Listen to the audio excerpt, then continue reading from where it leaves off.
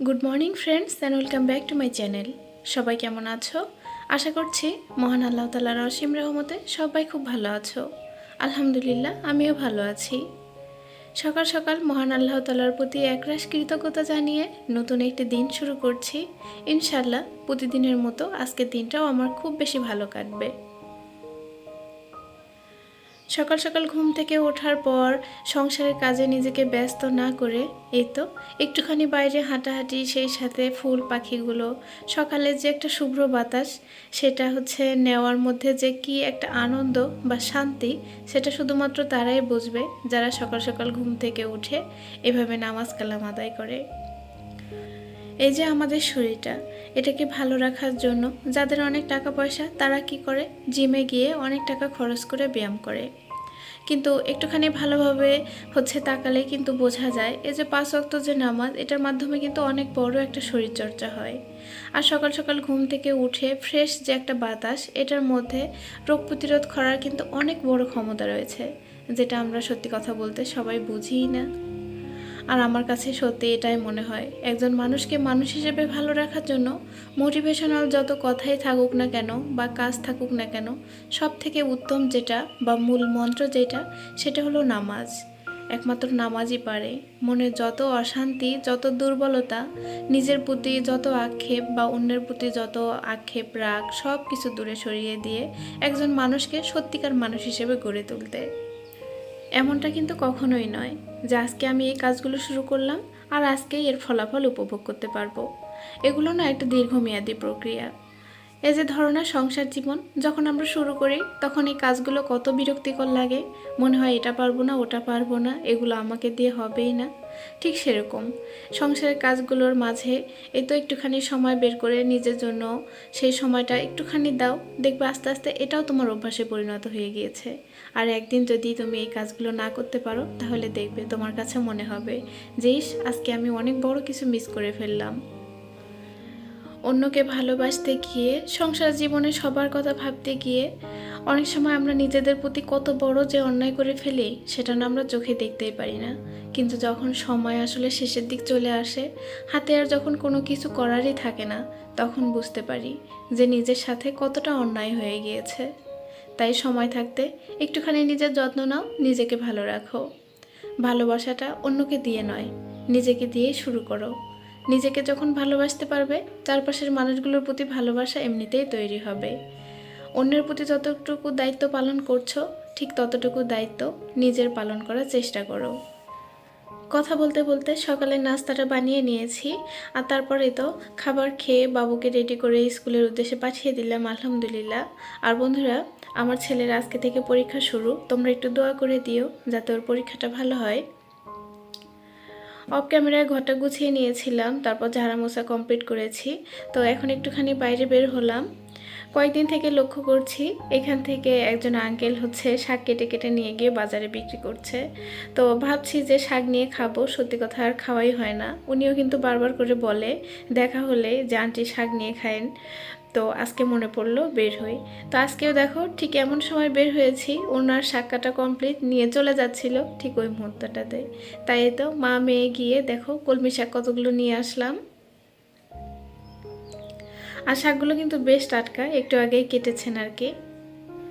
টাটকা শাক হাতে পেয়ে আমি যেমন খুশি হয়েছি, আর আমার মেয়েকে দেখো, ওটা মাথায় উঠাতে পেরে সে যেন অনেক বেশি খুশি। তো কাজ করতে গেলেই না এখন শুধু বলে আমি বড় হয়ে গিয়েছি, আমাকে কাজ করতে দাও, আমি সব পারবো। রান্নাঘরে যখন রান্না করতে যাই, তো একটা টুল নিয়ে গিয়ে এভাবে দাঁড়িয়ে খুন্তি নিয়ে নাড়াচাড়া করে, বলে যে আমি সবটা পারবো, তুমি রেস্ট করো গিয়ে। তো সত্যি কথা, এতটুকু বাচ্চার মুখে এই ধরনের কথাগুলো বেশ অবাক লাগে শুনতে। আর দেখো কিভাবে শাক কাটছে। আমি শাক কাটা শুরু করার আগেই আমার মেয়ে কাটা শুরু করে দিয়েছে। তো সত্যি কথা, ওর মাথায় যে এই বুদ্ধিটা এসেছে যে এভাবে করে কাটতে হবে, তো এতেই না আমি ভীষণ অবাক হয়ে গিয়েছি। সেই সাথে এটাও বুঝে গিয়েছি যে আলহামদুলিল্লাহ আমার মেয়ে আমার থেকে এক ধাপ উপরেই থাকবে কাজে কর্মে। কেননা ওর মতো এরকম বয়সে আমি কোনো শাক কাটা তো দূরে থাক, শাকের পাতাও বোধহয় কোনো দিন ধরে দেখিনি। আর সত্যি কথা বলতে, যা টুকটাক রান্নাবান্না আমাকে করতে দেখো, তো এগুলো সবটাই আমি বিয়ের পরে শিখেছি। কিছুটা মাস্টারমশাইয়ের কাছ থেকে, কিছুটা আমার মার কাছ থেকে, কিছুটা শাশুড়ি মায়ের কাছ থেকে। শাকগুলোকে কেটে আমি ভালো করে পরিষ্কার করে ধুয়ে নিয়েছি। আর তারপর কিছুটা পেঁয়াজ, মরিচ, রসুন, লবণ এগুলো দিয়ে সিদ্ধ করে নিয়েছিলাম। আর এখন তেলে দিচ্ছি। তো এখানে দেখো শাক ভাজি করছি একটা ইলিশ মাছের মাথা দিয়ে। মাথাটাকে কিন্তু আমি ছোট ছোট টুকরো করে আগে তেল দিয়ে ভেজে নিয়েছিলাম। তারপর পেঁয়াজ, মরিচ আর একটুখানি শুকনো মরিচ দিয়েছি। সেগুলোকে ভেজে এখন শাকটা ভাজা ভাজা করে নিব। তো আগে না শাক ভাজি এমনিতে করলে বেশ ভালো লাগতো খেতে, কিন্তু ইদানিং যেহেতু কীটনাশকের ব্যবহার খুব বেশি বেড়ে গিয়েছে, তাই আমার কাছে কেন জানি না শাক খেতে গেলে মনে হয় ঘাস খাচ্ছি। তাই এইভাবে একটু ইলিশ মাছের মাথা কিংবা চিংড়ি মাছ এসব দিয়ে ভাজলে না খেতে বেশ ভালো লাগে। আর আজকে যেহেতু কারেন্ট নেই, তাই আমি এক চুলায় ভাত বসিয়ে দিয়েছিলাম আর অন্যটাতে শাক ভাজি করে নিলাম। আর এখন মাছের ঝোলটা করে নিব। মাস্টারমশাই বেশ কয়েকদিন থেকে বলাবলি করছিল যে হোটেলের মতো করে তুমি পাঙ্গাস মাছ আর আলু দিয়ে ঝোল করবে। হোটেলের পাঙ্গাস মাছের ঝোল খেতে নাকি তার ভীষণ ভালো লাগে, যদিও আমি কখনো খেয়ে দেখিনি।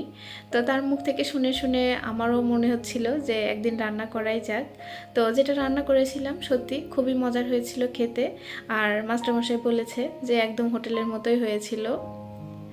তো সত্যি কথা বলতে এভাবে যখন কোনো নতুন রান্না আমি করি, তো সেটা যখন ভালো হয় সত্যি সেটা খুবই ভালো লাগে। কিন্তু যদি খারাপ হয় বা কেউ খেয়ে বলেছে খারাপ, তো মনে হয় যে আমার মতো অভাগা বোধহয় দুনিয়াতে আর কেউ নেই। নিজের প্রতি এতটাই রাগ হয় আমার। জানো তো বন্ধুরা, মাঝে মাঝে না মনে হয় যে আমি বোধহয় একটু হলেও আলাদা। কেননা আমি অনেকে দেখেছি যে ভুল ধরিয়ে দিলে রাগ করে বা সেই ব্যক্তিটার সঙ্গে ঝগড়া বাঁধিয়ে দেয়, কিন্তু আমার ক্ষেত্রে না একদমই আলাদা। আমি কখনোই তেমন করে ভাবতে পারি না। আমি ভাবি যে আমার ভুলটা ধরিয়ে দিয়েছে সেই হলো আমার প্রকৃত বন্ধু। মাছগুলোকে ভেজে নিয়ে আমি অফ ক্যামেরায় মাছের ঝোলটা রান্না করে নিয়েছি। তো শুধু আলু দিয়ে নয়, বেগুন আর আলু দিয়ে ঝোল করার কথা বলেছিল। আর সত্যি কথা বলতে আমি পেরেছি, এটা ভেবে আমার ভীষণ আনন্দ হয়েছিল। তো রান্নাবান্না কমপ্লিট করে নিয়ে আমি রান্নাঘরটা ক্লিন করে নিয়েছিলাম। আর তারপর এখানে ঘরটা মুছে নিচ্ছি।